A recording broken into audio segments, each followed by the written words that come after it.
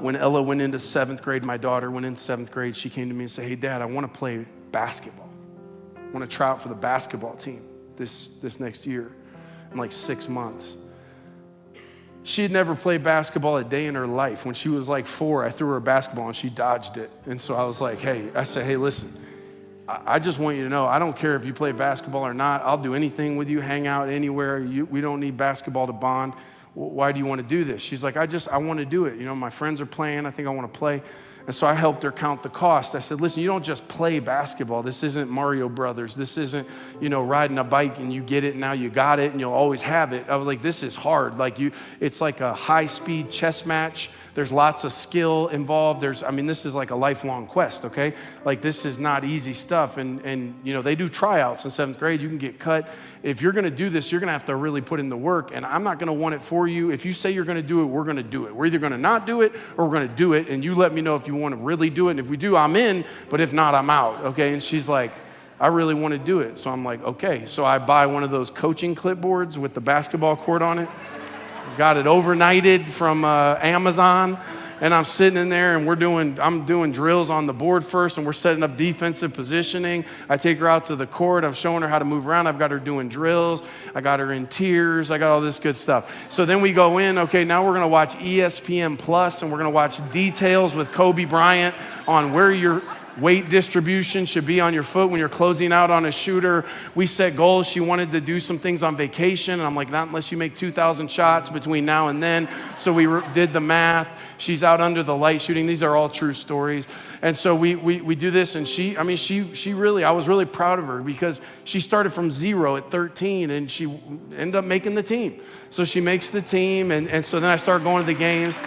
Yeah, so I'm going to the games, right? And she's still, even though she's been playing for a few months, it's a complicated game. It's moving fast. These other girls have been playing all their lives. And so she'd get out there and be very tentative. And she'd gotten into several games and she'd get out there and I could just see her overthinking. And so I would give her one thing to work on every game. I say, hey, Ella, this game, when you go in, I want you to get a foul. She's like, what? The fouls are bad. I said, fouls are not bad. I said, Ella, they give you 5 fouls. Like, you don't even need to worry about it until you get at least 3, then you can start to think about it. I was like, you got a foul. I was like, you're out there, you're playing so tentative. You've got people pushing you around who shouldn't be pushing you around. So I explained a good foul and a bad foul. And you do this in this situation, that's a bad foul. We don't want to do that. But I was like, you're getting pushed around. You stand your ground underneath that basket. And if they did, this is how you get around. So I got her. We're out there on the court, and I got it. We don't give ground. And so she's like, okay. She's like, Dad, are you sure? I said, listen, I've never been more sure of anything in my life. I said, I'm sure Jesus is the Lord of the universe, and I love your mom, and then I'm sure about this. So it's 3 things. I know I want you to get a foul, and on the ride home, that's all we're going to talk about, is whether you got a foul or you didn't get a foul. She's like, oh, okay, all right. So the game happens. She gets put in the game. They got a big, strong girl standing under the hoop. Ella gets in there. Gets in her spot. The girl's trying to push her. Whatever. They're fighting under the hoop. Ref blows the whistle. Gym goes silent, except me.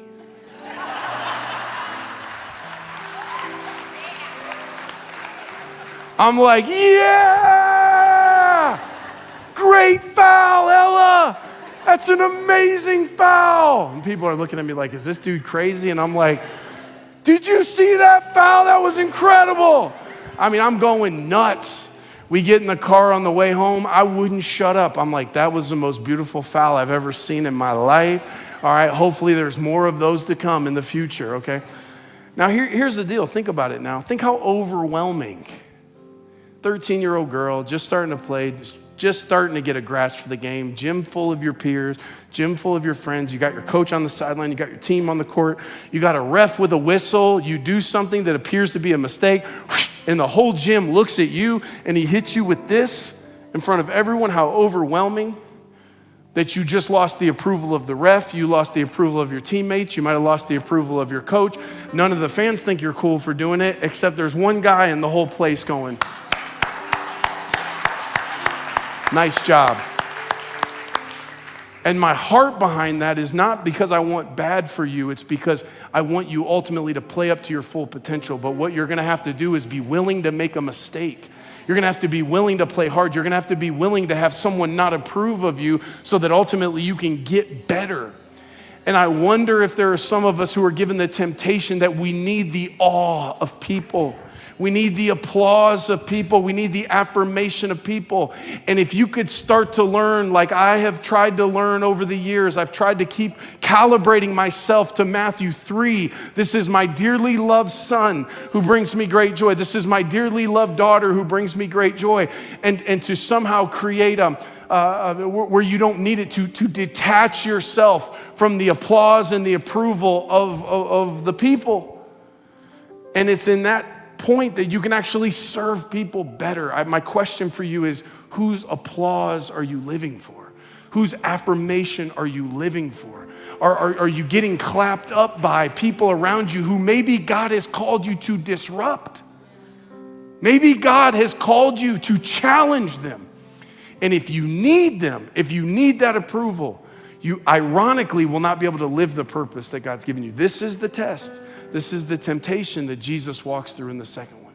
And so today I want to just take a moment to focus all of our hearts to be able to function physically, spiritually, emotionally, living off of the affirmation of Matthew 3.